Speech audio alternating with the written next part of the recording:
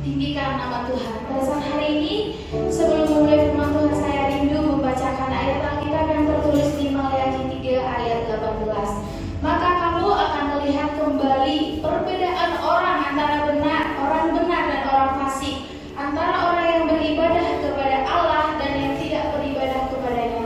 Oleh karena itu, saya yakin kita berada di sini karena kita merindukan lawanan Tuhan terjadi dalam hidup kita. Kita merindukan dijamah oleh Tuhan. Oleh karena itu, mari kita siapkan hati kita. Kita pandang kemuliaan Tuhan, karena kita tahu orang yang sungguh-sungguh beribadah kepada Tuhan, Tuhan membedakannya dari orang-orang yang tidak mengenal Tuhan. Kita sebagai orang-orang percaya bersyukur, beruntung memiliki Allah yang luar biasa, memiliki Allah yang terlebih besar dari segala-galanya yang ada di bumi ini. Kita mau satukan hati kita, kita mau tinggikan nama Tuhan.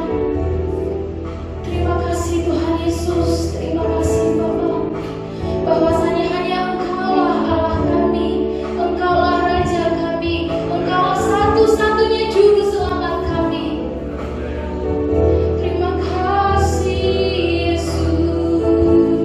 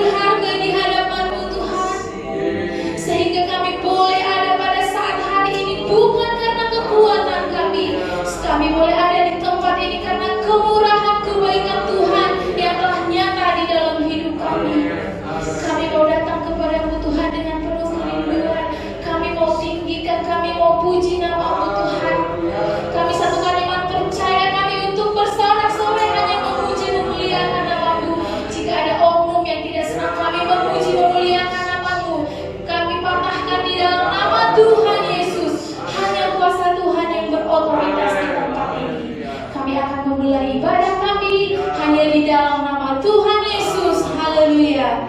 Amin. Puji Tuhan.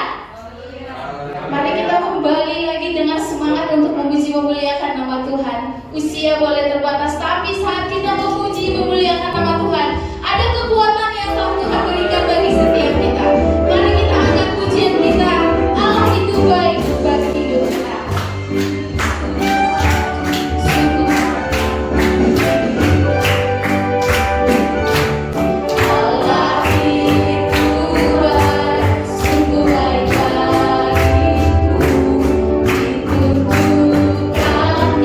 Kasih setia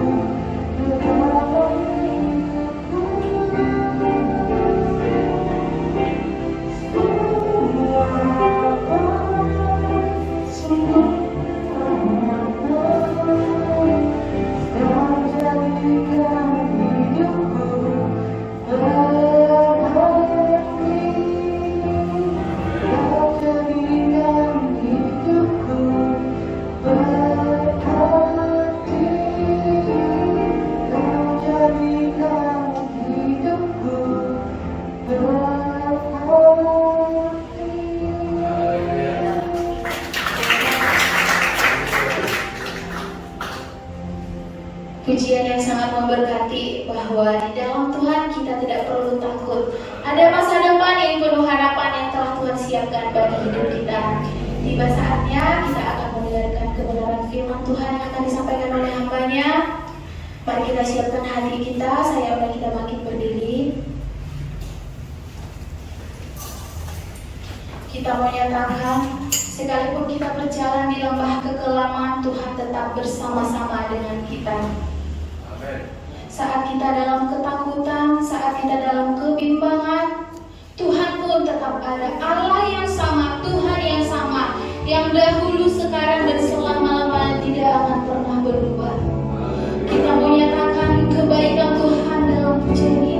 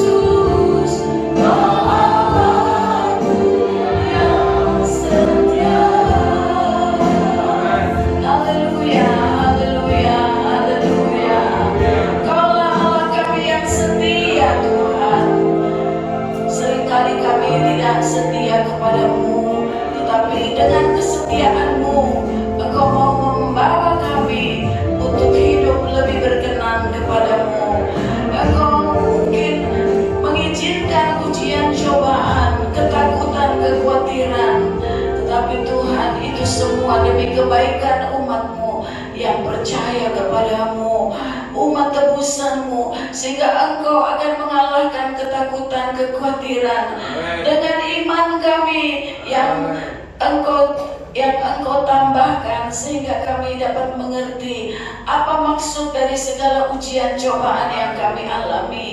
Terima kasih, segala sesuatu akan menjadi baik. Bahkan kami percaya dengan iman, segala sesuatu juga menjadi baik Tuhan. Sebagaimana Sari sudah menyanyikan bahwa segala sesuatu baik adanya. Dan Tuhan, keadaan kami pun baik adanya saat ini. Terpuji-pujilah nama-Mu. Kami ada di rumah-Mu, supaya kami dibekali lagi dengan penyembahan pujian bersama, bersekutu, sebagaimana firman-Mu katakan, dan juga menerima firman Allah sebagai nasihat, hiburan, dan juga mungkin satu hal yang teguran bagi kami, tetapi itu semua kembali lagi untuk kebaikan kami. Terpuji-pujilah nama-Mu. Terima kasih, kami sudah menyembah memuji Engkau. Terimalah kiranya pujian penyembahan kami, bahkan persembahan kami kepadamu, meskipun dengan seada yang ada pada kami sudah memberi untuk hormat dan kemuliaan nama-Mu, karena kami mengasihi-Mu Tuhan. Terpujilah Engkau. Saat ini kami mau dengar firman-Mu. Kami buka hati kami, kiranya Roh Allah akan menerangi mata hati kami untuk menerima firman-Mu, untuk mengerti dan menjalankannya. Terima kasih untuk hamba-Mu yang Kau sudah kirim, Tuhan, bahwa Engkau pun sudah menaruh firman di dalam hatinya untuk diberitakan kepada kami. Kiranya urapan Allah ada di atasnya, nama Tuhan dipermuliakan, jiwa-jiwa akan dikuatkan. Kalau kami pulang sebentar, kami pulang dengan sukacita sorgawi, dengan hidup lebih dekat lagi kepada Engkau. Terpujilah Engkau, dan di dalam nama Yesus Kristus, kekasih juru selamat kami, Tuhan kami yang hebat, yang dahsyat itu, kami akan duduk diam menerima firman Allah. Haleluya. Semua yang percaya dan yang mau mendengarkan firman Allah, katakan amin. Puji Tuhan. Silakan duduk. Mungkin Bapak Gembala mau memberi sepatah dua kata. Di sini hamba Tuhan yang akan membawakan firman adalah anak kami yang kedua, yang bungsu, yaitu saudara, nama lengkapnya ya, Abdiel Rudolf Paul ya. Di sini ada Pak Rudolf, ada Pak Paul ya, tapi namanya lengkap Abdiel, artinya abdi Allah ya. Jadi dia sekarang adalah abdi Allah yang akan memberitakan firman Allah. Saya persilahkan dan tempat. Puji Tuhan. Datangnya bukan dari mana datangnya. Haleluya.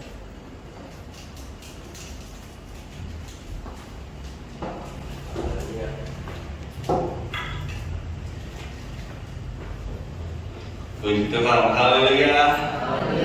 Haleluya, puji Tuhan. Salam sejahtera dalam kasih Tuhan Yesus Kristus. Senang kalau bisa kembali ke rumah ya. It's good to be home. Selalu senang kalau kita bisa kembali ke rumah ya, dan tentunya saya selalu ketika saya merasakan begitu enak ya kalau kembali ke rumah dengan satu situasi begitu, sampai saya langsung lihat sekeliling, saya lihat foto-foto lama gitu ya. Tapi kemudian tiba-tiba Tuhan taruh sesuatu gitu dalam hati saya.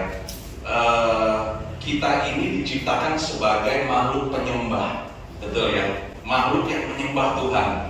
Dan tentunya sebagai penyembah Tuhan, kita itu punya habitat. Habitat daripada seorang penyembah, habitat itu adalah satu tempat yang dimana itu dikatakan home atau rumah. Habitatnya seperti dulu waktu kita belajar, waktu SD itu ada binatang amfibi, kata habitatnya di mana, ya, seperti itu ya. Dan kemudian Tuhan kasih sesuatu dalam hati saya, kita sebagai seorang penyembah, habitatnya di mana? Hadirat Tuhan. Amin. Itu habitat seorang penyembah adalah di dalam hadirat Tuhan. Di dalam hadirat Tuhan tentunya kita senang tinggal berlama-lama di dalam hadirat Tuhan. Tentunya sebagai seorang penyembah kita senang untuk selalu berada di dalam hadirat Tuhan, berdoa, bersekutu bersama-sama dengan Tuhan. Dan saya selalu berkata bahwa apalagi di zaman online ini, ya kadang-kadang kita via Zoom ketemunya dan lain sebagainya. Walaupun kita berbeda di dalam dibatasi dengan tembok dan bahkan juga mungkin waktu kalau itu di tapping, direkam, ya. Tetapi di dalam hadirat Tuhan kita itu ada satu tempat yang sama. Di dalam hadirat Tuhan sama-sama merasakan cinta kasih Tuhan, dan di dalam hadirat Tuhan itu segala dimensi ada. Kita bisa ketemu di dalam hadirat Tuhan, bisa merasakan cinta kasih Tuhan di dalam hadirat Tuhan walaupun tempatnya berlainan. Puji Tuhan, haleluya. Ya, terima kasih untuk kesempatan saya bisa kembali untuk menyampaikan firman Tuhan. Dan saya baru tiba tadi malam gitu ya, untuk ada satu acara keluarga, dan saya bersyukur bisa selamat tiba bersama dengan Bapak Gembala saya yang saya layani di Sidoarjo, bersama dengan istrinya, anaknya juga, yang adalah juga om saya, adik kedua dari mama saya. Dan puji Tuhan, mungkin 15 tahun ya kita sudah melayani di sana, cukup lama, tetapi puji Tuhan kalau bisa kembali lagi ke rumah ya, saya disambut dengan wah seperti anak bungsu. Tapi bukan anak bungsu yang hilang, anak bungsu udah ketemu pulang lagi gitu ya, dikasih roti, wah diberesin. Sampai kakak saya waktu 2 hari sebelum saya pulang, dia bilang, kamu kapan sampai di sini? Saya bilang, kenapa? Ini Mas Tommy ribet banget beres-beresin, bersih-bersih. Saya tersanjung gitu. Berarti wah ini mau pulang nih ya, anak yang nggak hilang sih, tapi anak yang jauh nggak pulang. Karena terakhir mungkin waktu 2 tahun lalu ya, sebelum pandemi, waktu saya baru pulang dari Inggris, saya buat kejutan, ya saya ada di sini, dan itu yang terakhir kalau nggak salah. Jadi, tetapi ya, Natal ya, betul-betul Natal ya. Natal itu terakhir ya, 2 tahun. Puji Tuhan, senang kembali bisa bertatap muka dengan saudara-saudara sekalian, dan saya selalu senang ya melihat orang-orang yang setia. Ya, firman Tuhan bilang orang yang baik itu banyak, tapi yang setia siapa yang menemukan? Jarang, saudara. Tapi kalau kita bisa tetap setia, ya tetap setia beribadah, itu Tuhan perhitungkan. Mahkotanya beda ketika kita ada dalam kerajaan surga. Puji Tuhan. Saudara yang kasih dalam Tuhan, salam juga dari istri saya, Santi, yang tidak bisa ikut saya. Biasanya tuh kami kemana-mana selalu berdua. Nah, seminggu sebelum saya pulang udah mau ngecek mulu gitu ya. Kadang, ini kamu benar nih mau tinggalin aku nih. Karena kami nggak pernah dalam waktu yang lama ini. Sekarang saya 1 minggu saya harus tinggalkan dia gitu ya. Tetapi kembali lagi ya, Tuhan tiba-tiba ingetin. Tuhan tuh sangat suka ingetin sesuatu dalam diri saya. Jadi ketika saya di pesawat gitu ya, saya udah rasa di airport aja saya udah rasa kesepian gitu, karena selalu tuh ada dia gitu yang kita suka bercanda ya dan lain sebagainya. Tapi tiba-tiba Tuhan kasih sesuatu sama saya begini. Santi itu walaupun kita selalu sama-sama berdua, tapi tidak ada 24 jam di dalam kehidupan saya. Lagi tidur atau dia lagi mengajar, walaupun satu rumah, kadang dia ada di laptopnya, saya ada di komputer saya gitu ya, baru ketemu nanti setelah makan siang karena sama-sama bekerja. Tapi yang ada 24 jam dalam hidup kita itu adalah Roh Kudus. Roh Kudus. Jadi kalau dengan orang yang dekat begitu, kita bisa rasa kesepian. Apakah yang jadi pertanyaan sekarang? Apakah kalau Roh Kudus nggak ada dalam diri kita, kita kesepian? Atau udah mulai biasa aja? Udah mulai, nggak apa-apa. Tapi saya mau katakan, Roh Kudus itu yang bisa menemani kita, ya, yang bisa. Saya selalu di Sidoarjo, ya, di tempat gereja, kita kan banyak staffnya, ada hamba Tuhan. Saya tuh dijuluki sebagai pendeta Roh Kudus, karena dikit-dikit ngomong Roh Kudus, dikit-dikit ngomong Roh Kudus. Tapi karena saya tahu bahwa hanya Roh Kudus itu sahabat sejati kita, amin. Dia yang kasih tahu, dia yang kasih pewahyuan, dia yang kasih hikmat, dia yang kasih banyak hal di dalam hidup kita. Puji Tuhan. Saudara yang kasih dalam Tuhan, kita masuk dalam firman Tuhan. Saya ingin sharing beberapa hal ya yang menjadi apa yang Tuhan taruh dalam hati saya, dan saya berpikir apa Tuhan yang saya bisa kasih gitu ya, saya bisa sharingkan kepada jemaat Tuhan di Pondok Kelapa. Dan kemudian Tuhan taruh ini ya, kerinduan Tuhan di dalam hidup kita itu adalah untuk kita itu berbahagia. Amin. Jadi itu kerinduan Tuhan ya, kerajaan terjadi, kerajaan di surga, apa yang terjadi di surga, damai di surga itu ada juga di bumi, di dalam setiap hidup anak-anaknya. Jadi Tuhan rindu kita itu punya hidup yang damai, damai dengan orang lain, damai di dalam hati, damai dengan diri sendiri ya, dan lain sebagainya. Itu kerinduan Tuhan. Kenapa? Karena Tuhan itu punya tujuan yang jelas di dalam hidup kita ya. Tadi yang pujian yang dinyanyikan Saudari Sari ya, tujuan Tuhan dari semula telah diciptakan, hidup dalam tangan Tuhan. Tuhan punya tujuan yang jelas. Kalau kita bahagia, kalau kita happy, tentunya kita dengan jelas kita bisa melihat apa yang Tuhan mau dalam hidup kita. Dan yang Tuhan mau itu adalah kebahagiaan. Kita punya hati yang senang, pikiran yang tenang, dan lain sebagainya. Tetapi apa yang menjadi kemauan Tuhan itu selalu berbanding terbalik dengan apa yang jadi keinginan musuh utama kita, yaitu iblis. Selalu berbanding terbalik, dan iblis itu selalu berusaha menipu kita ya. Dan iblis itu mau kita susah, iblis mau kita hancur, iblis mau kita putus harap, dan bahkan iblis mau kita gugur iman kita. Itu selalu itu yang terjadi. Dan iblis itu akan selalu menipu seakan-akan dia itu bisa menghancurkan hidup kita. Nah ini ya, iblis bapak penipu. Dia bisa menghancurkan, dia bisa masuk dalam hidup kita dan menghancurkan hidup kita, menghancurkan pikiran kita, menghancurkan masa depan kita, menghancurkan keluarga kita. Tapi saya mau katakan ya, faktanya iblis itu tidak dapat menyentuh dan bahkan tidak dapat menghancurkan kita apabila kita ada di dalam tudung perlindungannya Tuhan. Itulah yang dimaksud dengan umat ketebusan Allah. Artinya ditebus itu dibayar. Dibayar itu dia jadi milik. Sesuatu yang kita bayar jadi milik kita, bukan? Dan milik kita itu kita kuasai. Kalau ada orang bisa aja mau pinjam, orang bisa aja bilang saya akan curi barang itu, saya akan hancurkan barang itu, silahkan.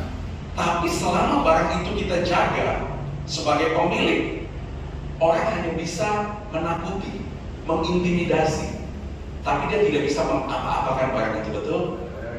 Dan ketika Tuhan bilang di dalam firman Tuhan, engkau adalah umat ketebusanku, kita umat ketebusan Allah, kita kepunyaan Allah. Artinya iblis tidak punya kekuatan, tidak punya kuasa untuk menghancurkan kita, tapi dia menipu kita seakan-akan dia mampu membuat kita susah, membuat kita sakit. Firman Tuhan Efesus 4:27 ayat 27 saya bacakan, mungkin juga akan ditampilkan. Dan janganlah beri kesempatan kepada iblis. Nah, ayat ini dalam versi Inggris di Amplified dikatakan, leave no such room or foothold for the devil. Jadi jangan kasih room, jangan kasih ruang, dan juga atau jangan kasih tempat iblis itu berpijak. Ini di saya ini ada pijakan nih, ya. Kalau saya turun agak pendek. Kalau pijakannya misalnya tempat lebih tinggi, kalau saya berpijak saya jadi kelihatan. Tapi kalau pijakannya dihapus saya jadi nggak kelihatan. Firman Allah berkata di dalam bahasa Inggris itu jangan kasih tempat untuk iblis berpijak. Artinya begini saudara, kita yang punya kendali, bukan iblis yang mampu kendalikan kita. Kita yang punya kendali, semua itu ada di kita dan Tuhan. Iblis itu hanya memanfaatkan situasi yang tidak terkendali. Orang yang firman Allah kan katakan, orang yang temboknya roboh itu seperti orang yang kota yang roboh gitu. Dia tidak bisa dikendalikan. Panah masuk, orang jahat masuk, karena tidak terkendali kota itu. ada tembok yang roboh. Nah, iblis itu hanya bisa memanfaatkan situasi yang tidak terkendali. Dia tidak bisa kendalikan hidup kita. Dan ketika situasi tidak terkendali, maka firman Allah katakan dia seperti singa yang mengaum, yang mencari celah untuk menghancurkan hidup kita. Dan tanpa kita sadar, ketika kita buat satu celah, maka iblis akan masuk. Tapi yang membuat celah itu awal-awalnya dari mana? Dari kita yang beri ruang, yang beri satu tempat untuk iblis berpijak. Dan salah satu celah, nah ini yang menjadi tema daripada firman Tuhan, salah satu celah favorit iblis. Nah, walaupun ada banyak ya celah-celah, tapi ini yang menjadi paling favorit daripada iblis untuk menghancurkan hidup seseorang, menghancurkan kebahagiaan seseorang, menghancurkan iman seseorang, menghancurkan harapan seseorang. Itu adalah mistakes, kesalahan. Itu celah favorit, kesalahan. Kenapa? Karena manusia berbuat salah. Betul? Manusia masih berbuat salah. Ketika iblis tahu bahwa kita ini bukan makhluk yang sempurna, yang masih salah dalam melakukan sesuatu, salah dalam berpikir, salah dalam berkata-kata, iblis akan pakai itu sebagai satu senjata utama untuk menghancurkan. Karena dia tahu dalam satu hari pasti banyak kesalahan yang kita buat. Kita semua di sini masih belajar, sehingga kita namanya orang belajar pasti salah. Nggak bisa kita tuntut orang ketika dia masih belajar 100 enggak, ya nggak fair itu. Tapi kalau kita mau fair, ketika ulangan dikasih dapat 80, 90 kan masih belajar, ya. Walaupun sepintar apapun, ya nggak mungkin juga full, gitu ya. Belum dipelajari terus dikasih soalnya. Kan kadang-kadang kita begitu dengan Tuhan, ya. Nanti dikasih, kita pelajari, dikasih soalnya. Ada yang dikasih soalnya dulu baru kita belajar sesuatu. Itu berjalan dengan Tuhan. Nah, iblis, ya, ketika kita berbuat salah, dia akan terus menuduh. Zakaria 3 ayat yang pertama, kalau bisa ditampilkan mungkin, ya. Kemudian ia memperlihatkan kepadaku imam besar Yosua berdiri di hadapan malaikat Tuhan, sedang iblis berdiri sebelah kanan untuk mendakwa. Jadi iblis itu dia mendakwa, dia selalu membuat kita itu merasa bersalah, diingatkan terus tentang kesalahan kita, karena dia seorang pendakwa. Tapi berita baiknya begini, saudara, ya. Tuhan yang membuat air pahit yang ada di mara menjadi manis. Tuhan yang membuat padang gurun yang gersang menjadi ladang roti mana. Tuhan yang membuat air tawar yang sudah habis di pernikahan di Kana menjadi anggur manis terbaik. Tuhan yang sama yang akan membuat kesalahan saya dan saudara itu jadi berkat, jadi kemuliaan. Itu berita baiknya. Iblis dia akan menuduh terus. Tapi pada hari ini saya mau katakan, ya, Tuhan yang sama, yang padang gurun yang gersang dijadikan ladang roti mana, roti dari surga, air yang pahit dijadikan manis. Tuhan yang sama yang membuat kesalahan saya dan saudara yang kita lakukan sebagai manusia yang masih bersalah itu menjadi satu berkat, menjadi satu kemuliaan. Itu untungnya punya Tuhan. Untungnya kita terkoneksi dengan Tuhan, sehingga iblis tidak punya kesempatan untuk melepaskan panahnya dalam hidup kita. Segala sesuatu itu mungkin bagi Tuhan. Amin. Saudara yang kasih dalam Tuhan, berapa banyak dari kita di sini yang pernah salah? Ya. Pasti ya, kalau saya katakan pernah salah. Berapa banyak dari kita yang pernah melakukan kesalahan besar dan mengakibatkan masalah besar? Saya pernah, mungkin nanti kalau ada kesempatan ya saya saksikan. bersalah, kesalahan besar mengakibatkan masalah besar. Tapi kemudian berapa banyak dari kita yang belajar dari kesalahan kita? Atau mungkin pertanyaan berikutnya, berapa banyak yang tahu kesalahannya tapi tidak pernah belajar dari kesalahannya, sehingga konsekuensinya melakukan kesalahan yang sama berulang-ulang, bertahun-tahun. Nah, melakukan kesalahan yang sama berulang-ulang, saudara, itu dapat membuat orang itu merasa semakin berdosa. Kalau nggak cepat-cepat dibereskan, akan membuat orang itu merasa berdosa, merasa tidak layak, sehingga bukan dia semakin mendekat, tapi perasaan bersalah atau kesalahan yang tidak dibereskan, dia akan membuat kita itu semakin menjauh dari Tuhan. Dan kita tahu, kalau kita menjauh dari Tuhan, tadi tudung perlindungan Tuhan, kita bisa keluar tanpa kita sadar. Kita keluar dari range tudung perlindungan Tuhan, sehingga ketika kita keluar, kita tidak lagi menjadi umat kepunyaan Allah, dan kita bisa diserang dengan mudah oleh iblis. Karena apa? Dari perasaan bersalah, mistakes, dari kesalahan-kesalahan yang kita perbuat. Saudara yang kasih dalam Tuhan, sebetulnya saya mau katakan begini, sebetulnya ketika kita membuat satu kesalahan, ya, iblis belum dapat masuk. Nah ini, saudara, waktu kita buat salah, tapi tentunya ini salah yang bukan kita sengaja, ya, kita tahu itu dosa, terus kita buat. Kesalahan yang tidak disengaja, namanya manusia, salah ngomong, salah mikir, dan lain sebagainya. Iblis itu belum dapat masuk, karena semua manusia berbuat kesalahan. Tapi yang dapat membuat iblis masuk, atau menjadi satu pijakan tadinya, atau menjadi satu celah buat iblis, itu adalah reaksi kita terhadap kesalahan yang kita buat. Itu yang dapat memberikan foothold, satu pijakan untuk iblis berpijak karena reaksi kita.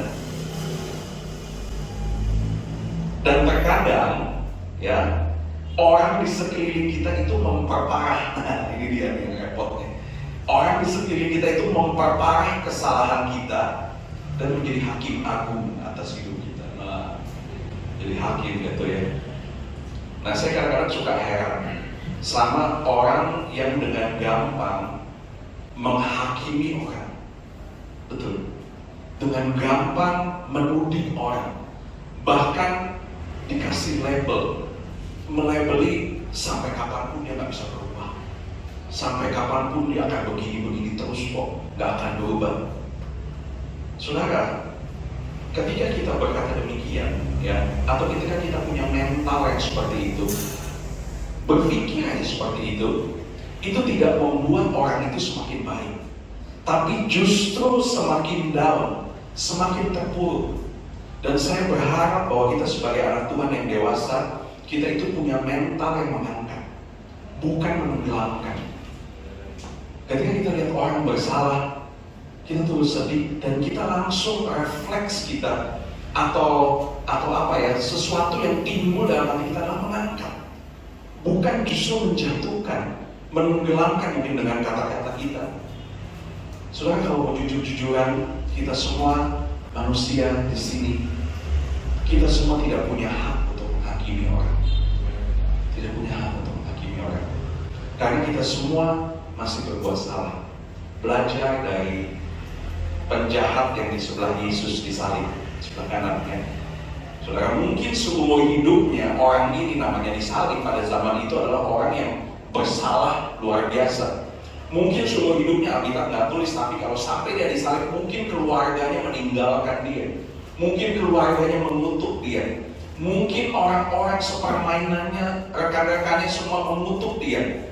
Mungkin dia dari kecil dianggap, wah ini sudah nggak mungkin bisa deh. Tuh kan buktinya, dia sebentar lagi dia mati nih. Mungkin waktu dia disalib dia dikutuk sama orang-orang yang kenal di lingkungannya. Tapi bukankah semuanya pada kecelek? Bukankah semua pada tertipu ketika Yesus bilang, engkau akan bersama-sama dengan aku di dalam Firdaus? Last minute Artinya apa? Apa yang kita bisa belajar dari sini? Kita tidak bisa menghakimi orang.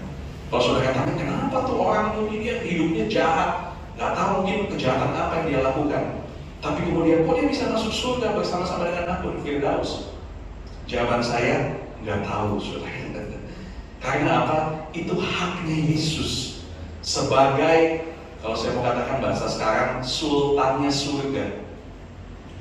Kan kalau bahasa sekarang, kalau sultan mah bebas.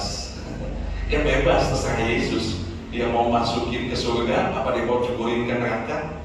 Sehingga hanya Yesus yang bisa menghakimi kamu di kanan atau di kiri, kamu di surga atau di neraka. Manusia tidak punya hak. Manusia hanya bisa mengangkat, kasih kesaksian, berdoa, mendoakan, sambil berpikir positif. Saudara yang kasih dalam Tuhan, kesalahan itu bukan akhir dari segalanya. Ya, kesalahan itu bukan ujung dari perjalanan kita. Saya selalu bilang jangan takut salah. Tapi ini ya, salah yang bukan kita sengaja, yang tahu-tahu ada lubang kita nyembur ke sana, enggak. Tapi salah yang mungkin ya sebagai manusia dengan kelemahan kita. Jangan takut untuk salah. Bagi saya punya prinsip, lebih baik salah dalam melangkah tapi bersama Tuhan, ya. Salah dalam melangkah dan belajar sesuatu daripada tidak pernah melakukan apa-apa karena takut dan tidak pernah belajar apa-apa. Yeremia 8 ayat 4. Coba tolong. Engkau mengatakan kepada mereka, beginilah firman Tuhan. Apabila orang jatuh, masakan ia tidak bangun kembali? Ya, apabila orang jatuh, masa sih dia tidak bangun kembali? Dan apabila orang berpaling, masakan ia tidak kembali? Saudara, kesalahan kita tidak bisa selalu benar dalam segala sesuatu. Kita mungkin bisa benar dalam ide, kita mungkin bisa benar di dalam maksudnya, tapi ada banyak kali kita salah dalam mengeksekusinya. Maksudnya sih baik, mungkin kepada istri, kepada suami, kepada anak, ya, mungkin kepada orang tua, kepada teman sepelayanan, teman sekerja. Idenya sih baik, maksudnya sih baik, tapi kadang caranya yang salah. Nanti kita akan belajar. Di dalam Alkitab pun ada. Kadang caranya yang salah, pemilihan kata-katanya yang salah, timingnya yang salah, sehingga tidak jarang itu menyebabkan perpecahan yang kita sadari itu belakangan. Ada dulu kesalahannya. Nah, kesalahan itu selalu membawa kepada dua keadaan, saudara. Yang pertama adalah tenggelam. Ada dua tipe orang: tenggelam di dalam kesalahan dan dia meratapi nasibnya. Ada banyak orang yang demikian. Dia tenggelam di dalam kesalahan, meratapi nasibnya bertahun-tahun. Dan ini yang iblis harapkan. Ini yang iblis mau. Karena kita akan terlalu sibuk meratapi kesalahan, kita terlalu sibuk meratapi masa lalu, kesalahan, penyesalan, dan lain sebagainya, sehingga tujuan Tuhan dalam hidup saya dan saudara itu jadi blur, jadi nggak jelas. Sedangkan kita tahu bahwa kita ini dilahirkan, kita pernah belajar di sini purpose driven life, ya, tentang tujuan Tuhan dalam hidup kita. Kita punya tujuan masing-masing yang kita harus temukan, yang kita harus tahu apa yang Tuhan mau dalam hidup kita. Tapi kalau kita tinggal dalam kesalahan, berlarut-larut, kecewa, berlarut-larut, sakit hati, berlarut-larut, ya, kita tinggal penyesalan, berlarut-larut, itu membuat kita itu jadi blur, jadi nggak jelas. Masa depan kita jadi nggak jelas, dan ini yang iblis kejar, dan ini yang iblis mau. Itu yang pertama, kesalahan itu selalu membawa seperti itu. Yang kedua, tentu sebaliknya, kesalahan itu dapat membuat orang itu jadi bangkit dan belajar sesuatu. Ini yang Tuhan harapkan, saudara. Ini yang Tuhan harapkan. Mazmur 23, ya, ayat yang terkenal, berjalan dalam lembah kekelaman. Itu kata Daud, ya. Mazmur 23 ayat Ya, ayat 4. Sekarang aku berjalan dalam lembah kekelaman. Saudara kasih dalam Tuhan. Tadi lagu pujian yang terakhir juga, kalau Tuhan yang berjalan sekalipun berjalan dalam lembah kelam. Nah, kalau berjalan, saudara, ya, pemazmur katakan dia berjalan dalam lembah kelam. Dia tidak bilang berhenti di dalam lembah kelam dan lihat bukit-bukit yang menyeramkan, keadaan yang gelap. Tapi dia berjalan lewat lembah. Artinya apa? Lembah kekelaman itu untuk dilewatin aja, dilewatin doang. Lembah kekelaman itu bukan untuk kita tinggal di sana, tapi lembah kekelaman itu untuk dilewati. Dan mungkin Daud tulis ini ketika kita tahu bersama Daud seorang yang dipakai Tuhan luar biasa, tapi dia pernah lakukan kesalahan. Dan dia tulis mazmur ini, di dalam lembah kekelaman aku berjalan. Tidak selama-lamanya dia di sana. Dia tidak tinggal di sana, tapi dia berjalan, dia melewati. Tidak ada lembah kekelaman yang permanen dibuat untuk kita, tapi hanya untuk dilewati, untuk satu maksud tertentu, untuk satu tujuan tertentu. Kesalahan itu dapat disimpan untuk melihat perlindungan dan kebaikan Tuhan dan menasehati orang. Contohnya, saudara, kalau kita jalan, ya, lalu kemudian ada lubang, kita nggak lihat, kita masuk ke lubang itu. Kemudian apakah kita tinggal di lubang itu? Saya yakin tidak.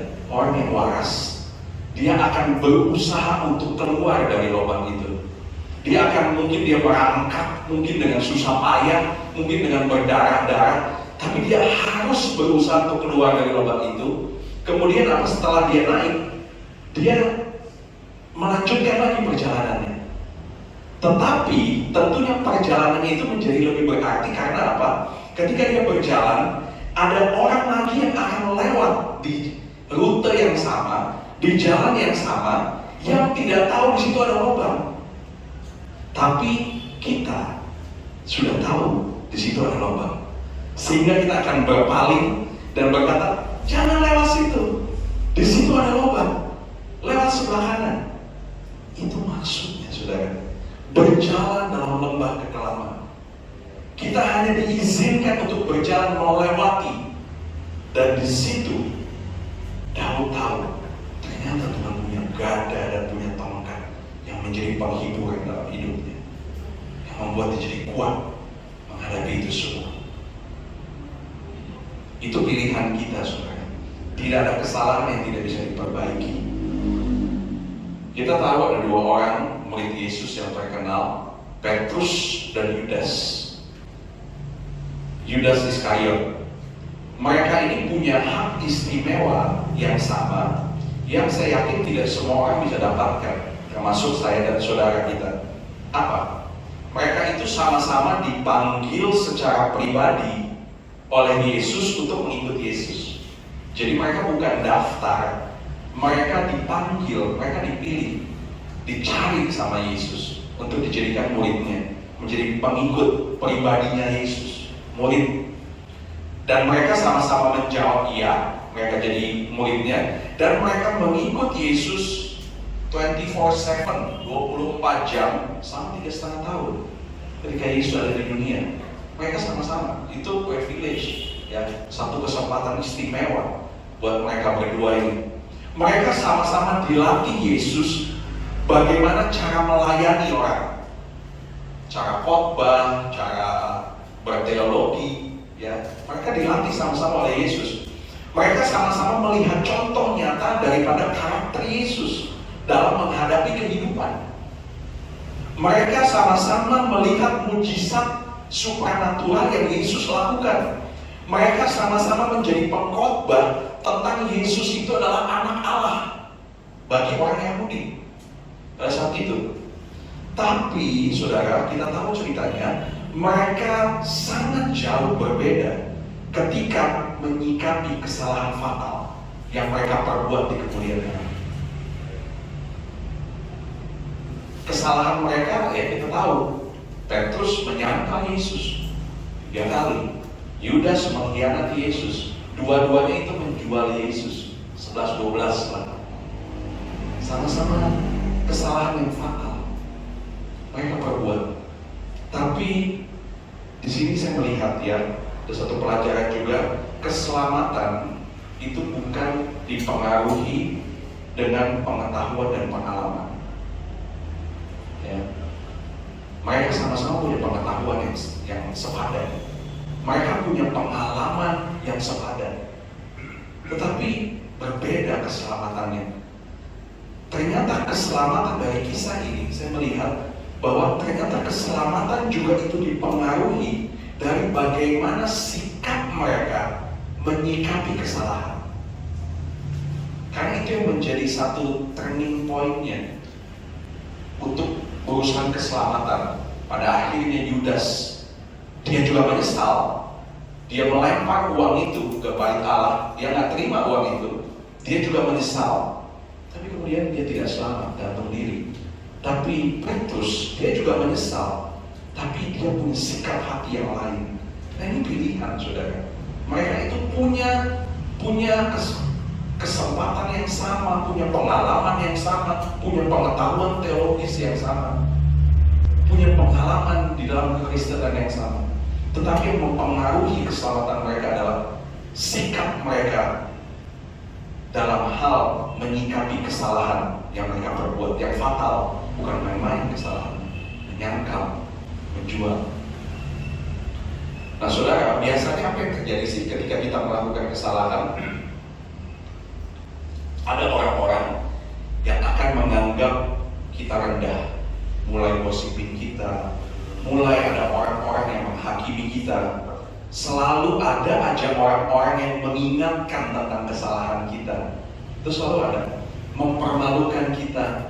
Bahkan mungkin tadi yang melabeli kita sebagai orang yang kalah dan lain sebagainya. Musa, saudara, ketika kita tahu ceritanya, Musa ketika niatnya sih baik. Ketika dia sadar dia adalah bangsa Yahudi, orang Israel, ya, Musa itu punya 3 fase dalam hidupnya. 40 tahun jadi anak manja, jadi anak raja, ya. 40 tahun dia jadi buron, 40 tahun dia menjalani purpose-nya dia, tujuan hidupnya dia. 40 tahun dia menghantar bangsa Israel di padang gurun.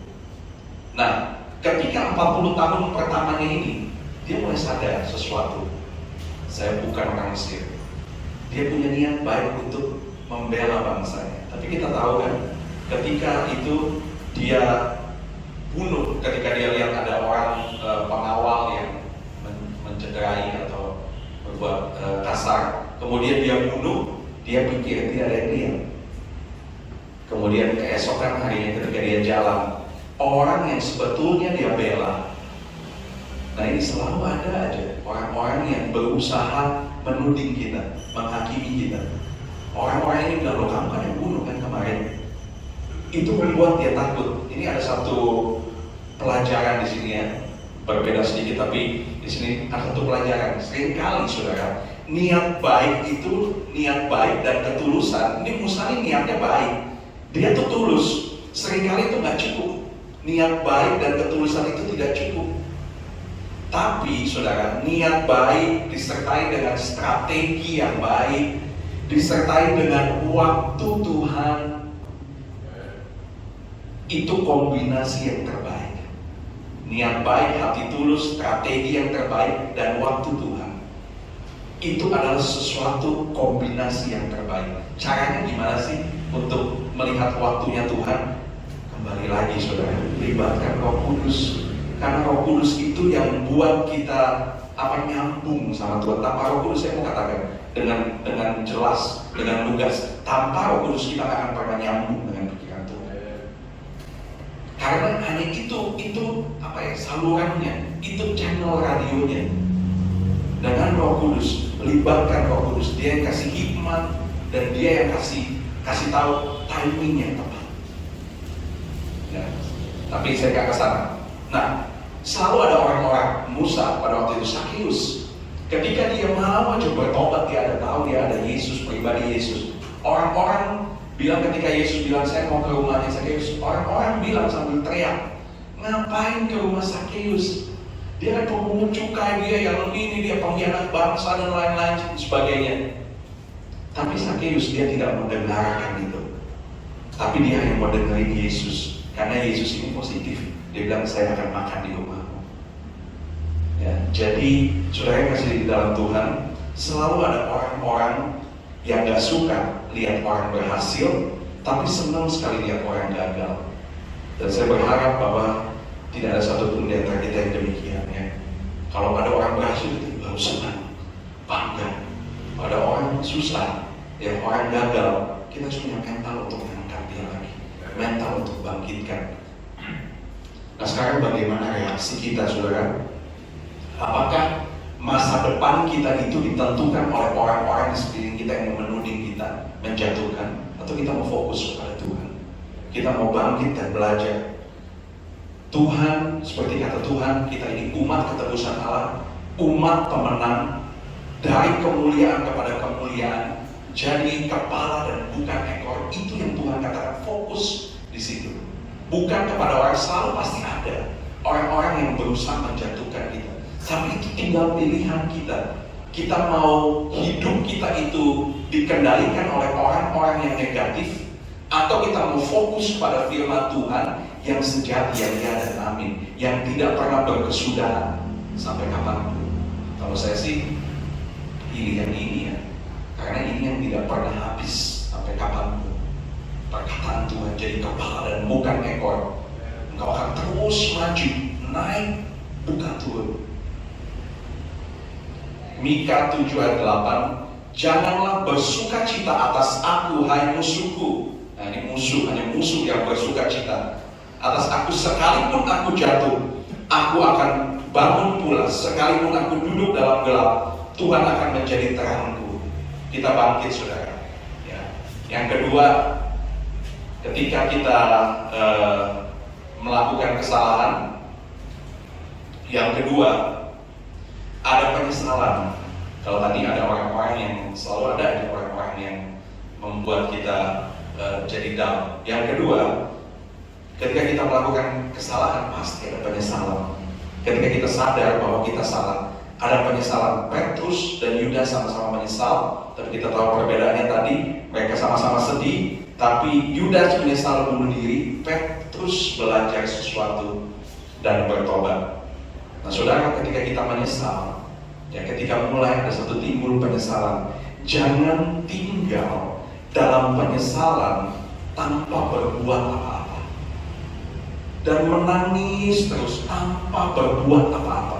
Nyesel sih nyesel, tapi nggak pernah berbuat apa-apa. Tetap tinggal dalam penyesalan terus-menerus, meratapi nasib, berandai ada orang nyesel kan gitu, berandai-andai, andai saya nggak buat begitu, coba saya nggak buat begitu, kan gunanya. Ya, coba saya tidak lakukan. Tetapi saya mau katakan, kalau ada penyesalan, cepat bertindak. Jangan sampai penyesalan kita yang berlarut-larut itu dipakai iblis untuk mengelabui pikiran kita. Pikiran kita diserang. Jangan beri kesempatan kepada iblis tadi. Efesus 4:26 berkata, marah itu jangan sampai matahari terbenam. Kita tahu ya. Nah ini maksudnya apa? Ini bukan time, bukan secara waktu ya, bukan bicara soal waktu 24 jam. Tapi marah jangan sampai matahari terbenam, artinya begini. Kalau marah jangan kelamaan. Itu aja simpel aja. Kalau marah jangan kelamaan. Kalau kelamaan nanti ditunggangi iblis. Nanti iblis akan bermain-main dalam pikiran kita. Cepat kita ambil satu sikap untuk, aduh saya marah, saya nyesal, saya minta ampun, saya minta maaf mungkin kalau perlu. Nah masalahnya begini saudara, ketika kita menyesal dan ingin berbalik, itu gak mudah, betul? Tapi kenapa gak mudah? Karena itu menyalipkan kedagingan kita. Itu berkaitan dengan ego kita. Ego kita itu akan diusik untuk ketika kita menyesal, lalu kita mau berbalik. Saudara yang kasih dalam Tuhan, ada berapa banyak orang kalau di tempat kami karena saya melayani di keluarga muda, pasangan-pasangan muda, ya. di sana bersama dengan istri. Ada berapa banyak orang tua yang walaupun anaknya itu masih SD, SMP, nggak pernah ngomongan. Kenapa? Karena mungkin orang tuanya sadar dia salah, tapi dia gengsi dong, minta maaf. Begitupun sebaliknya, anaknya sadar tapi gengsi dong. Karena untuk berbalik, penyesalan sih silakan menyesal, tapi harus ada step selanjutnya, yaitu menyalipkan daging kita ini, ego kita yang masih ada. Tapi kalau kita tidak mau ditunggangi oleh iblis, ya, kita tidak mau iblis itu bermain di dalam pikiran kita, kita harus selesaikan penyesalan kita harus bereskan. Ya, ada beberapa banyak teman sepelayanan di dalam gereja karena tidak mau saling minta maaf dan akhirnya membuat perpecahan dan lain sebagainya. Saudara, ketika kita sadar berbuat salah, menyesal, segera berbalik sebelum ada ruang untuk iblis itu berpijak. Yang ketiga, yang terakhir di dalam suatu kesalahan itu adalah ketika kita melakukan kesalahan, pasti ada yang namanya konsekuensi. Pasti. Jadi, tapi konsekuensi ini jangan takut, saudara. Pasti ada yang namanya konsekuensi yang harus kita jalani. Jangan takut untuk menghindar atau jangan takut untuk menjalani konsekuensi dari kesalahan kita. Ada banyak orang yang ketika dia melakukan kesalahan, kemudian dia melihat konsekuensi dari kesalahannya, dia menghindar atau dia cara menghindar itu berbeda-beda. Dia putar jalan atau dia bertahan. Dia bertahan dengan kekuatannya. Dia bertahan dengan egonya. Dia bela diri mati-matian. Orang yang di atas sudah tahu dia salah, tapi dia bela diri, membenarkan diri dan lain sebagainya. Wah, segala macam keluar. Harus ada konsekuensi. Kalau kita bertahan, konsekuensi yang tidak dihadapi, itu berbahaya, saudara. Dan saya mau katakan begini, justru ketika kita menjalani konsekuensi dari kesalahan kita, disitulah letak pembelajaran kita. Di situ ada pembelajarannya buat diri kita untuk tidak melakukan kesalahan yang sama. Dan saya mau katakan, justru di dalam konsekuensi seringkali kita mendapatkan panggilan sejati kita. Kembali lagi pada kisah Musa, ketika dia buron, ya, ketika dia bunuh itu, kemudian dia buron 40 tahun. Tapi bukankah itu ketika dia buron itu dia menjalani satu konsekuensi? Dia yang dari anak raja, tapi dia harus jadi buronan 40 tahun hidup dalam ketakutan. Tapi bukankah ketika dia berani menjalani konsekuensi itu, dia mendapatkan satu panggilan sejati di semak belukar yang berapi? Dan disitu dikatakan, engkau akan menjadi pembebas bangsaku. Dia mendapatkan satu tujuan yang jelas dalam hidupnya. Mungkin ada di antara kita yang bingung, tujuan saya yang jelas ini apa ya? Mungkin jangan-jangan ada satu kesalahan yang kita belum berani hadapi konsekuensinya. Saudara, ya, seringkali izinkan Tuhan untuk bekerja di dalam konsekuensi. Mungkin saya mau kasih kesaksian sedikit ya tentang kehidupan pribadi saya. Saya melayani di Sidoarjo itu di Bapak Franklin Lumoindo, yang tadi adiknya ibu saya, tapi dia juga adalah guru sekolah Alkitab di tempat saya belajar dulu, ya 20 tahun lalu. Dan di saat itu, saudara tentu tidak tahu ya, mungkin saya pernah cerita atau tidak, angkatan 46 itu saya melakukan kesalahan dan saya harus dikeluarkan dari sekolah Alkitab. Saya pernah dikeluarin dari sekolah Alkitab. Yang keluarkan itu om saya sendiri, yaitu sempat ramai itu. Oma saya waktu itu, oma masih ada. Oma belain cucunya, gitu. Kakak belain anaknya, kakak. Tapi yang keluarin itu adiknya, pokoknya udah bingung deh tuh. Saya juga jadi nggak enak gitu. Akhirnya saya naik ke kantor. Itu tinggal 1 bulan lagi saya lulus. Saya naik ke kantor, saya bilang sama friend, Angelina, apa-apa deh, saya keluar aja. Kalau memang saya juga belum siap pada waktu itu, 20 tahun lalu. Kemudian setelah itu saya pulangkan dengan saya lakukan kesalahan, saya jalani konsekuensi. Dan konsekuensinya ada, saudara. Malu, ya. Lalu kemudian harus pulang dari nol lagi. Teman-teman sudah, karena saya berpendirian, saya mulai di situ, saya akan selesai di situ. Jadi kemudian saya ke Bandung, ke Kopo, menurunkan. Di sana saya TC lagi di sana, saya belajar lagi di sana, dan di situ saya belajar banyak, ya. Lalu kemudian karena kalau di rumah kan, ya namanya anak pasti bisa aja. Kalau di sana kan tinggal di rumah orang, jadi mau nggak mau harus melakukan. Tapi saya jalani konsekuensi. Tapi justru ketika saya menjalani konsekuensi, ada sesuatu yang Tuhan taruh benih itu, yang terus saya rawat, sehingga kemudian saya menemukan panggilan sejati saya. Saya kembali dan saya selesaikan sekolah saya. Teman-teman saya kelas 2, saya kelas 1. Selama sekolah ada perasaan malu, ada guru-guru yang masih menilai. Tapi kembali lagi saya katakan, saya bersama dengan Tuhan. Saya nggak mau hidup dengan penilaian orang. Saya mau hidup dengan penilaian Tuhan. Itu jauh lebih penting. Dan sampai sekarang, akhirnya saya kerjasama sama Om Frank. Dan bahkan ada beberapa pelayanan yang cukup penting yang dipercayakan. Itu kalau kita berani menjalani konsekuensi. Dan yang kasih dalam Tuhan, jangan takut untuk menjalani konsekuensi. Saudara, siapa 2 Petrus 5:17 ayat yang terakhir, mari pemain musik.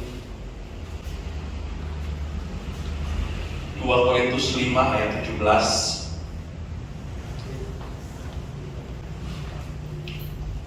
Jadi siapa yang ada di dalam Kristus, ia adalah sama-sama ciptaan baru. Ciptaan baru itu sesuatu yang pure, baru, grace, diciptakan baru. Casing boleh lama, saudara, tapi hati ini baru, ya, pikiran ini baru, perkataan ini baru, pengertian ini baru. Ia adalah ciptaan baru, yang lama sudah berlalu, sesungguhnya yang baru sudah datang. Saudara yang kasih dalam Tuhan, ingat, Tuhan mampu membuat sesuatu yang salah menjadi mulia. Bulu yang terkulai tidak pernah dipatahkan. Sumbu yang pudar tidak pernah dipadamkan. Saudara yang kasih dalam Tuhan, jangan takut ketika kita harus jalani konsekuensi dalam kesalahan-kesalahan kita. Ya, manusia berbuat salah, kita jangan hakimi orang. Kita fokus saja dah sama diri sendiri. Bagaimana cara kita hidup benar di hadapan Tuhan.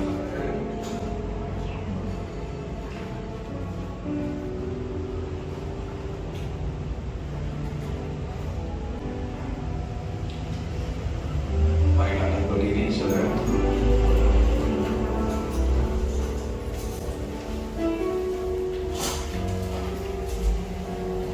Saya yakin bahwa kalau kita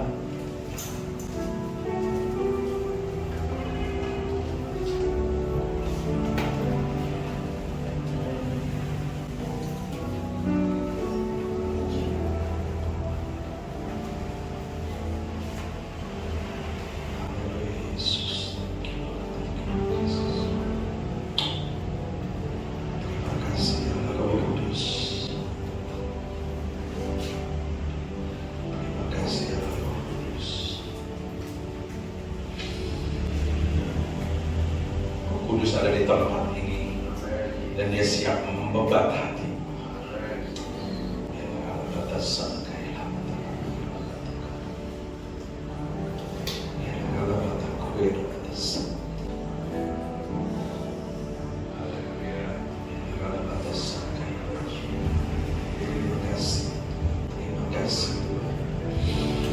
Terima kasih, terima kasih Yesus. Terima kasih. Saudara yang kasih dalam Tuhan, saya tidak percaya kebetulan di dalam Tuhan. Kalau pada saat ini saudara ada di tempat ini, itu bukan kebetulan. Dengar firman ini. Tuhan sedang ingin berurusan secara pribadi dengan kita. Allah Roh Kudus, dia adalah pribadi yang hidup, pribadi yang nyata, dan dia mau berbicara dalam hidup kita. Seringkali kita mungkin hidup di dalam kesalahan orang lain yang berimbas kepada hidup kita, yang membuat hidup kita seperti kita rasa bahwa bukan ini hidup saya. Tapi saya katakan pada hari ini, tidak perlu kita salahkan siapa-siapa, tetapi pilihan kita dalam diri kita untuk kita mau, Tuhan, hidup saya itu ada dalam tangan-Mu, dan hidup bersama dengan Tuhan adalah hidup yang maju, hidup yang penuh dengan kemenangan, dari kemenangan kepada kemenangan, dari kemuliaan kepada kemuliaan. Dan Tuhan yang bisa memurnikan hati kita menjadi satu ciptaan yang baru. Tubuh fisik boleh terlihat lama, tapi tubuh fisik dan tubuh rohani itu jauh berbeda. Tubuh fisik dia bisa mati, tubuh rohani dia tetap kuat. Tubuh fisik dia bisa lemah, tubuh rohani itu tidak tergantung dengan apapun. Dia bisa tetap kuat, sekalipun dagingku habis lenyap, tetapi hati ini, manusia batinnya ini tetap kuat. Kasih dalam Tuhan, mari kita tidak menghakimi orang, kita hadapi konsekuensi dalam kesalahan kita, kita berbalik, kita belajar sesuatu, dan kita jadi berkat buat orang lain. Katakan pujian oleh kuasa darah, oleh kuasa darah-Mu, Kau telah tebus dosa.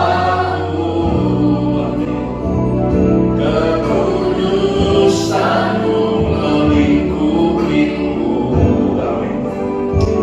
Kasih-Mu mengalir memulihkan hidupku, sungguh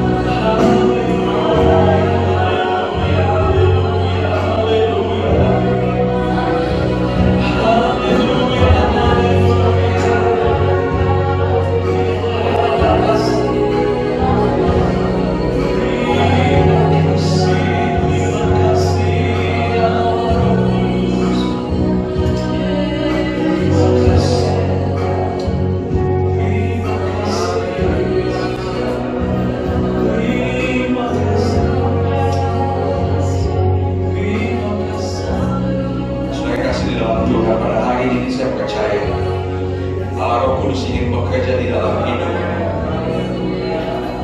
Ketika kita berkata bahwa kami menjadi ciptaan yang baru,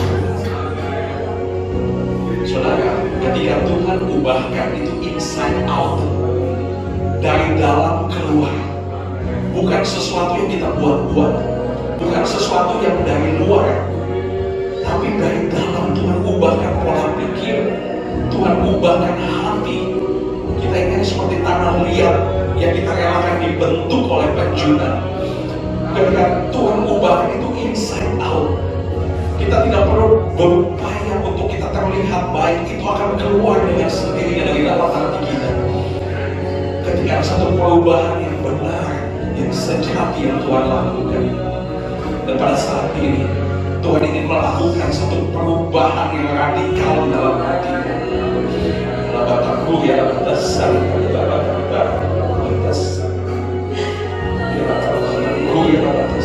jangan lewatkan satu pun dari kami Tuhan, mulai dari belakang sana sampai ke depan sini. Labataku ya batasan, labataku ya batasan, labataku ya. Ditebus dengan darah yang mahal, dicuci bersih dengan darah yang suci. Kami mau hidup dengan tujuan Allah. Kami tidak mau hidup sembarangan Tuhan, tapi kami mau hidup dengan pikiran Tuhan.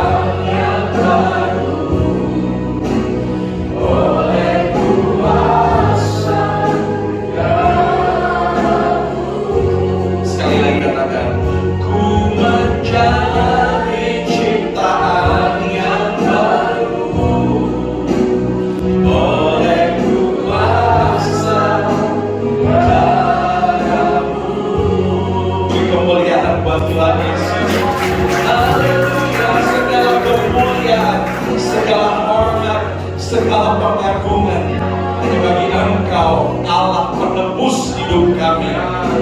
Terima kasih Tuhan, terima kasih Tuhan, terima kasih untuk siang ini. Terima kasih Tuhan, kami percaya Tuhan, kami pulang berbeda Tuhan dengan ketika kami datang, karena kami sudah dikuatkan dengan puji-pujian kepada Engkau, dengan firman Tuhan. Dan dalam firman Tuhan yang boleh jatuh ke tanah hati kami yang paling baik Tuhan, hati yang kami gemburkan dengan kesadaran kami Tuhan. Dan biarlah benih firman Allah ini boleh tertanam, bertumbuh, berakar kuat ya Tuhan. Dan ketika kami keluar, kami jadi saksi-Mu ya Tuhan. Kami menjadi seperti surat yang terbuka, perkataan tindak tanduk kami jadi berkat bagi orang lain ya Tuhan. Dan Tuhan, terima kasih ya Tuhan, kami tidak takut menghadapi kesalahan kami, karena Engkau adalah pembela kami ya Tuhan.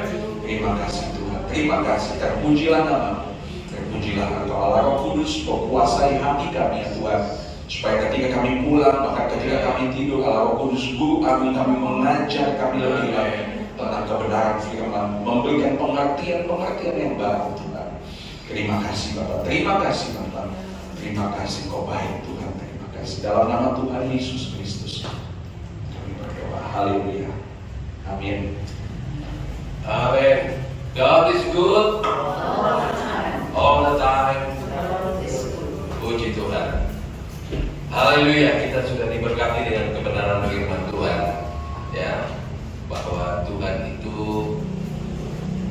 tidak pendendam ya. Dia tidak pendendam.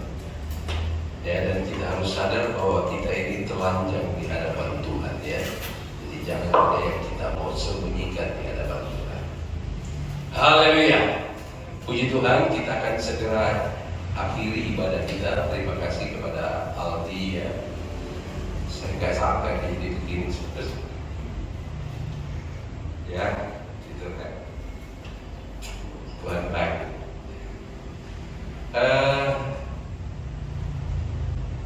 Bagi Tuhan tidak ada yang mustahil.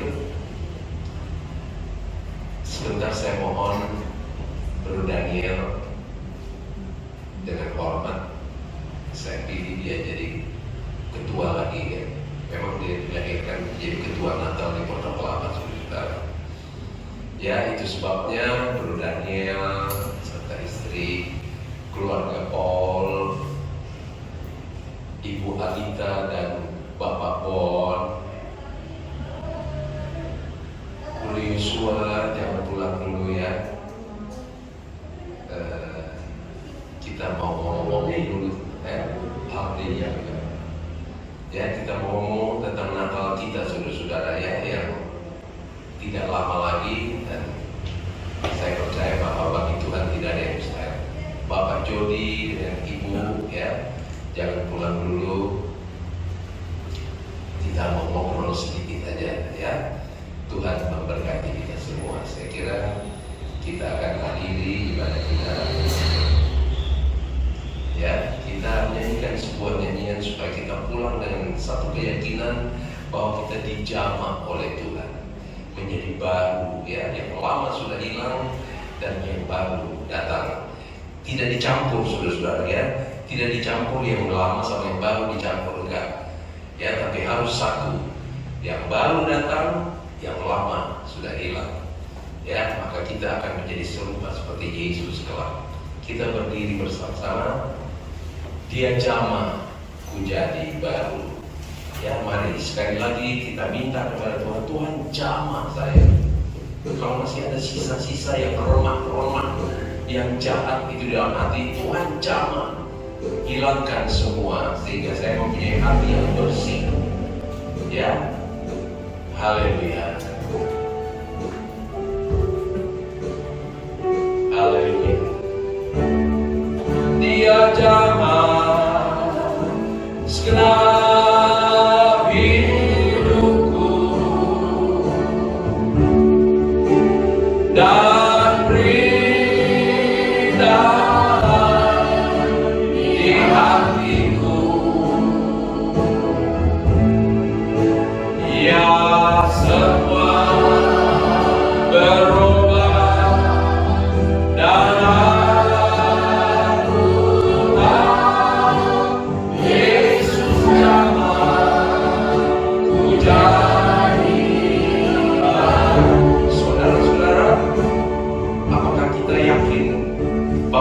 dan dijamah oleh Tuhan.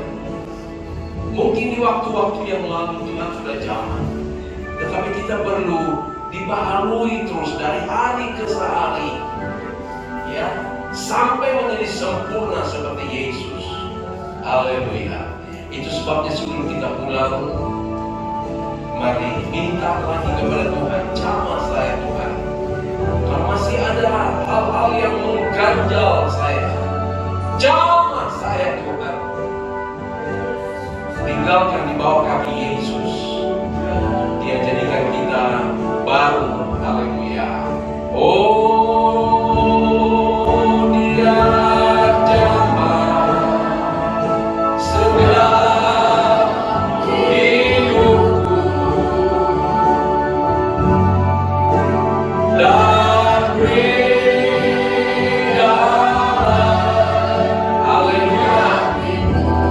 Mari kita koreksi diri kita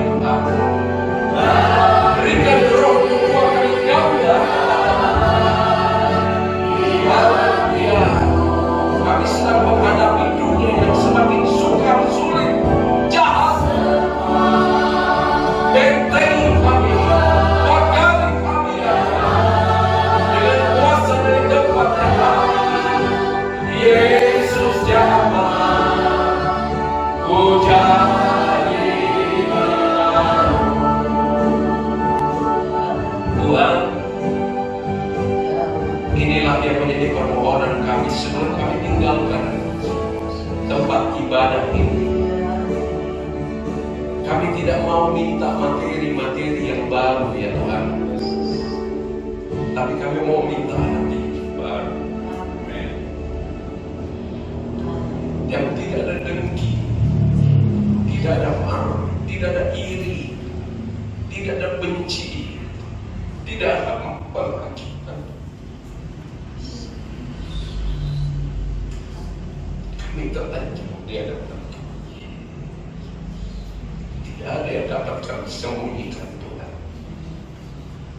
Oleh sebab itu Tuhan, jamah kami, berikan kami hati yang baru, dan biarlah kami berjalan dengan hati yang baru di tengah-tengah dunia yang semakin bengkok, semakin susah, semakin jahat. Tapi jadikan kami bintang-bintang ya Tuhan, yang orang melihat Kristus di dalam kami, dan kemudian mereka memuliakan Tuhan. Berikan kami kerendahan hati ya Tuhan, berikan kami hati yang takut dan hormat kepada Tuhan, sehingga kalau hidup kami menjadi berkat bagi orang lain, bukan kami yang bangga, tapi Tuhan yang dimuliakan. Terima kasih, berkati hamba-Mu Aldi, kiranya Tuhan pakai terus untuk kemuliaan kebesaran nama Tuhan dengan Santi dimanapun Tuhan mau memakai mereka. Kiranya khususnya banyak anak-anak muda, keluarga-keluarga muda yang mungkin sedang goncang karena situasi keadaan saat ini, tapi jadikan Aldi dan Santi menjadi hamba-hamba-Mu yang memberkati keluarga-keluarga muda, baik di Sidoarjo bahkan dimana saja Tuhan percayakan mereka melayani Engkau. Ini menjadi doa hamba-Mu bagi Aldi dan Santi. Dan pakai kami juga semua ya Tuhan. Tidak menutup kemungkinan Tuhan bisa pakai kami Tuhan.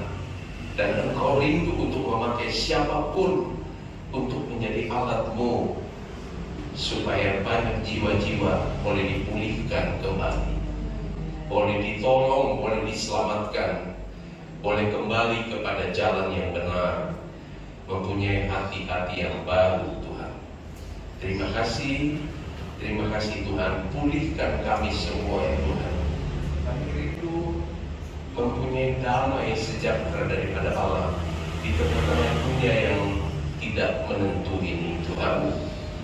Tapi kiranya damai sejahtera Allah yang dikerjakan oleh Roh Kudus itu ada di dalam kami, sehingga kami juga memberi dampak untuk memberikan orang menjadi damai dan sejahtera. Terima kasih, kami berdoa buat panitia Natal. Kami tetap pegang janji-Mu, bagi Tuhan tidak ada perkara yang mustahil. Hal yang sempit, hal yang kecil, hal yang tidak mungkin sekalipun Engkau dapat mengadakan mujizat-Mu. Oleh sebab itu hamba berdoa, berkati Bapak Daniel Labian, dan juga berkati semua kekasih-kekasih yang akan bekerja bersama-sama dengan hati yang baru ya Tuhan, untuk mempermuliakan nama Tuhan di ibadah Natal kami yang akan datang.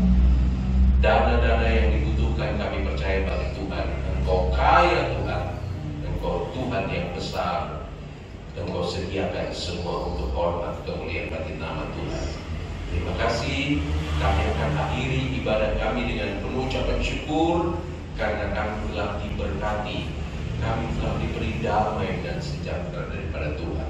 Kami sudah diberikan hati yang baru ya Tuhan, sehingga kami tidak perlu khawatir apapun yang jadi, apapun keadaan dunia yang akan datang. Kami tetap percaya Engkau ada bersama-sama dengan kami. Terima kasih Tuhan Yesus. Kami terus berdoa buat pemerintah kami, buat para medis yang sedang berusaha keras. Bahkan kami berdoa ya Tuhan, walaupun tidak ada dasar untuk melihat hal-hal ini, tapi kami mau tetap berdoa. Engkau akan patahkan, Engkau akan hancurkan COVID-19, dan tidak ada COVID yang baru Tuhan. Engkau patahkan semua dalam nama Yesus, dan kami boleh bebas beribadah, bebas seperti pada waktu-waktu yang lalu, tetapi tetap ada di dalam jalan daripada Tuhan. Terima kasih, sertai anak-anakmu kembali ke rumah mereka masing-masing. Jauhkan dari mara bahaya, kecelakaan, jauhkan dari segala tipu muslihat iblis, dibakar ke rumah dengan segala selamat. Kami juga berdoa, kiranya Tuhan Engkau pakai Bapak Jody